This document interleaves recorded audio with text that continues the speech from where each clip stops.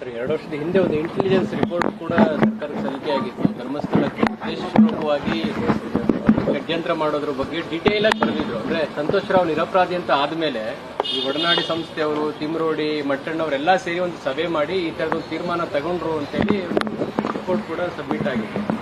ಅದ್ರ ಮೇಲೆ ಆ ಸರ್ಕಾರ ಸೀರಿಯಸ್ ಆಗಿ ತಗೊಳ್ಳಿಲ್ವಾ ಅದನ್ನ? ಈ ಷಡ್ಯಂತ್ರ ಮೊದಲೇ ಪ್ಲಾನ್ ಆಗಿತ್ತು ಅನ್ನೋದನ್ನ ಅರಿತುಕೊಳ್ಳೋದ್ರಲ್ಲಿ ವಿಫಲ ಆಯ್ತಾ ಅಂತ ಪ್ರಶ್ನೆ. 2 ವರ್ಷದ ಹಿಂದೆನೇ ಷಡ್ಯಂತ್ರದ ಬಗ್ಗೆ ಇಂಟೆಲಿಜೆನ್ಸ್ ರಿಪೋರ್ಟ್ ಕೊಟ್ಟಿತ್ತು. ಇಂಟೆಲಿಜೆನ್ಸ್ ನನಗೆ ಬರಲ್ಲ.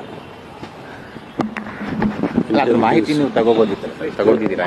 ಇಂಟೆಲಿಜೆನ್ಸ್ ನಮ್ಗೆ ಬರಲ್ಲ. ಈಗ ಹೇಲ್ ತಿನ್ನಕ್ಕಂತ ಕೆಲವು ಪ್ರಾಣಿಗಳು ಹುಟ್ಟಿದಾವೆ ಸರ್. ನೀವು ಅದಕ್ಕೆ ಹೋಗ್ಬಿಟ್ಟು ತರಕಾರಿ ಅಥವಾ ಏನ್ ಕೊಟ್ಟರು ತಿನ್ನಲ್ಲ ಅವು.